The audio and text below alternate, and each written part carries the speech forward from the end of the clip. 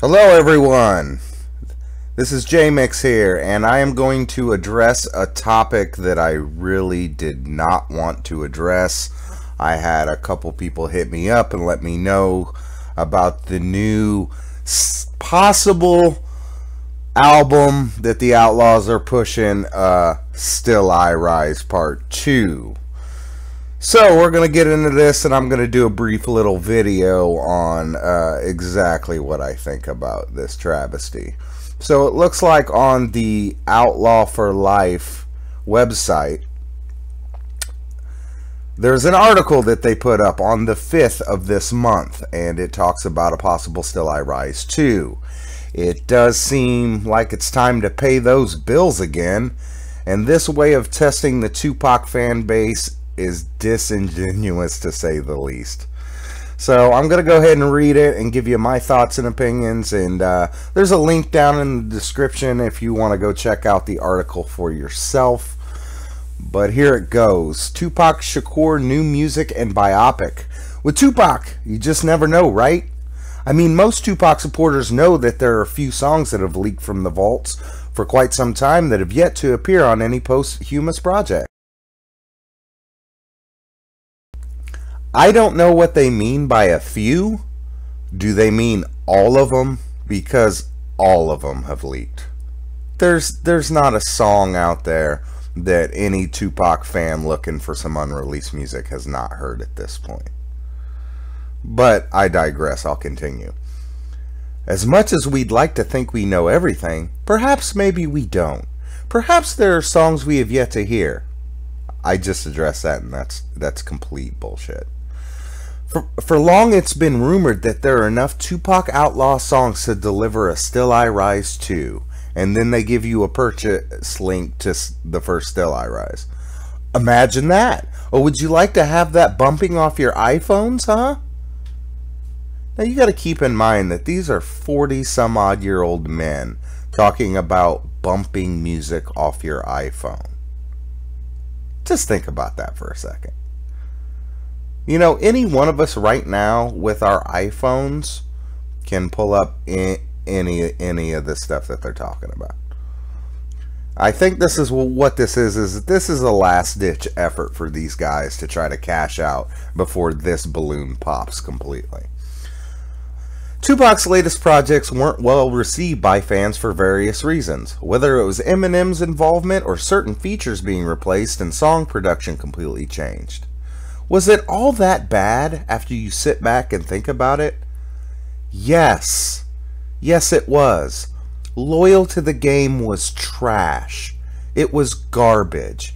Eminem pitched up Tupac's vocals to the point where he sounded like Mickey Mouse. They put features on there, like you have Papoose features, Gravy features, rappers we don't want to hear with Tupac. You had Elton John features. Yeah, we don't want that.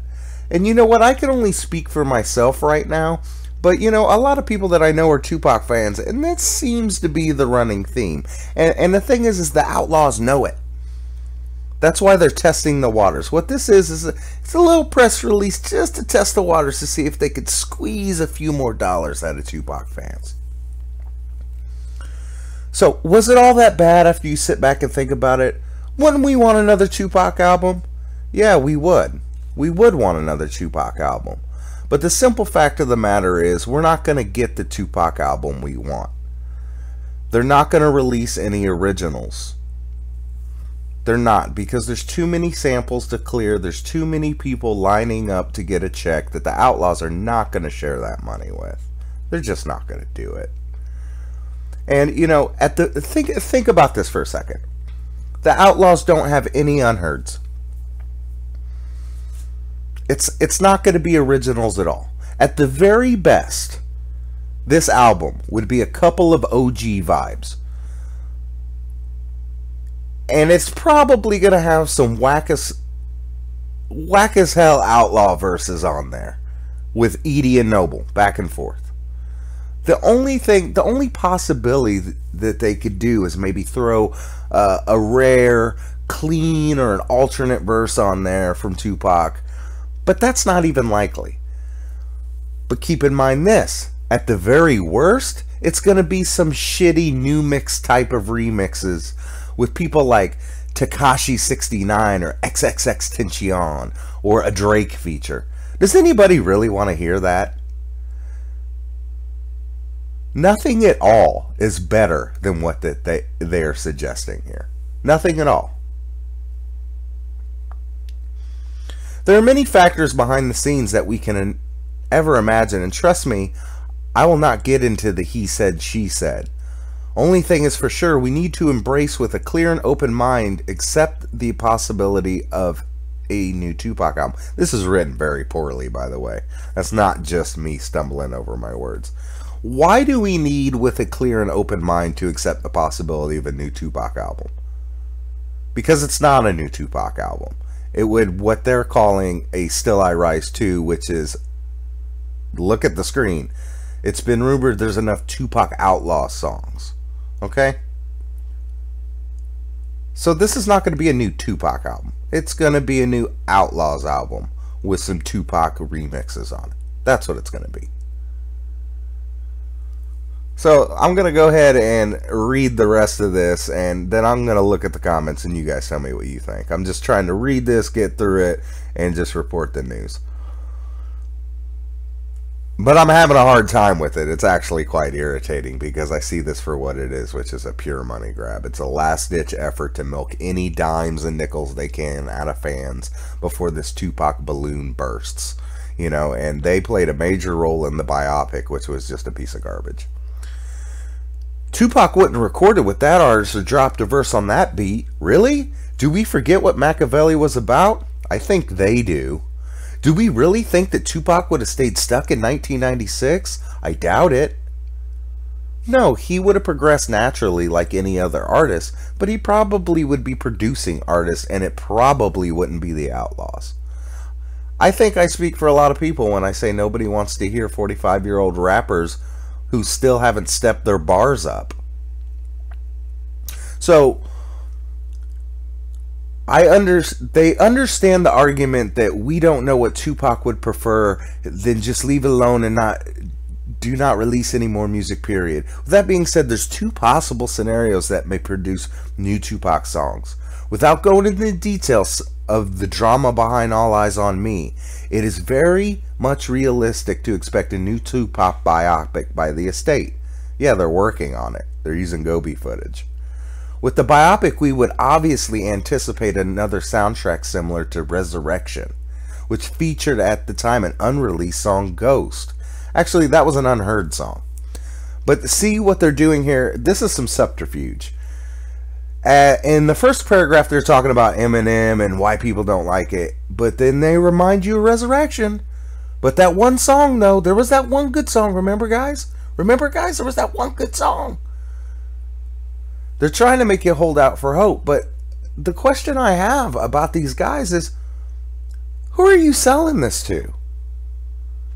The younger rappers in the game don't even know who Tupac is. And I'm not just saying that. I mean, how many interviews have you seen with the young rappers with the purple hair? And, you know, I can name names, but you know what I'm talking about. That don't even, you ask them what their favorite Tupac song is, and they're like, we don't even know who that is. So who are you trying to sell this album to? People like me that have been a fan since I've been about 15, 16, that are in their mid-30s? We don't want to hear guest features and crappy remixes. We don't want to hear new Outlawz verses. Nobody's buying your albums now, Outlawz. Anyway, I'll continue. The second option would have Tupac featured on various albums of other artists from all genres. Both options are very intriguing and are possible. That's not intriguing. Does anybody, honestly, with the exception of a Kendrick Lamar or, I mean, who, maybe Lil Wayne, even that's sacrilegious. Who wants to hear? Who really, really wants to hear a Tupac feature on a Rick Ross album? Who wants to hear a Tupac feature on a 50 Cent track? Even though The Realest Killers was cool, it's not 1999 anymore, guys. If you're not going to put out a box set of originals and actually pay the producers and put out what we want, which we really already have in CD quality, what is the point? They remixed this song for Pacific Rim. How many times are you going to remix Untouchable? So the crux, the whole point of this video is they're asking, was Eminem's mixes really that bad? Well, here's the answer. Yeah, it was that bad. And don't remind us of Resurrection when you know we're all thinking loyal to the game. Don't remind us of the one good song that dropped. Retire, guys. Just stop already. So that's enough of me preaching. You guys let me know what you think. I appreciate you guys checking out the live stream, and the link to their article is in the description, and if you want to go on there and comment and let them know what you think, please do. And I know some of you out there are going to disagree with me. You're going to be like, hey, any Tupac music is good music, and I agree with that. I like hearing Tupac music, but listen, guys, it's all out. There's nothing left to leak. There's a couple tape cassette rips from the early 90s and the Strictly Dope days. I mean, that's it. No Parts of This by Ryan D is an unleaked song. There's no more Death Row Tupac. There's no more Tupac with a little bit of ferociousness with some bite in his lyrics. It's all gone. These guys are just looking to make the mortgage payment. So you just give it up. It's a shame, really. But I appreciate everybody checking out the video. Tell me what you think about A Still I Rise Part 2. Am I completely wrong on this? Is this something you'd like to see? Let me know down in the comment section. Wednesday, we're going to have a live stream with RJ Bond. We're going to talk about the Reggie Wright interview. I haven't spoken publicly about it because I wanted it to sit there for itself, and I wanted you guys to be the judge. There's a little bit of back and forth in the comment section, and Reggie's appearing, but you know what? I wanted to give it fair play. I wanted everybody to get a chance to listen to it without me pushing my opinion out there, without me coming out and trying to take a stance either way. I'm going to let RJ Bond respond to it, and we got a good show coming to you guys on Wednesday. I'm going to be working on the second part of the Mark Anthony Bell video, and this one's going to be big. It's not going to be about comments in YouTube. It's going to be the report and Tupac's role in the Mark Anthony Bell beatdown. So stay tuned for that, because that document's never been seen, and we're going to tell you exactly, I'm going to show you exactly what happened. So until then, guys, I'll see you on the next upload. One love, everybody.